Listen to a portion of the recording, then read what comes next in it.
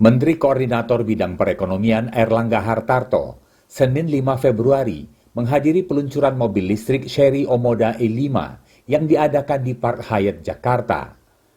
Pada acara tersebut, ia mengatakan bahwa industri otomotif terus mencatatkan kinerja yang memuaskan, termasuk penjualan mobil listrik atau electric vehicle di Indonesia.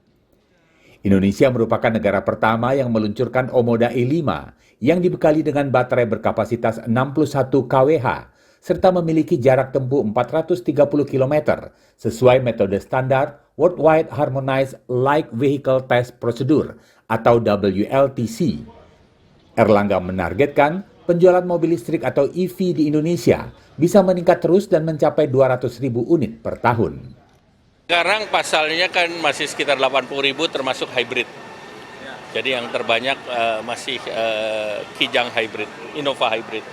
Nah tentu kita berharap bisa meningkat ke 200.000 setahun targetnya. Untuk seluruh EV itu? Untuk seluruh EV. Dalam kesempatan ini, Airlangga mencoba mengendarai mobil listrik Chery Omoda E5. Ia juga tercatat sebagai pembeli atau pemilik pertama model terbaru dari kendaraan pabrikan asal Cina tersebut yang dibanderol seharga Rp498,8 juta on the road Jakarta.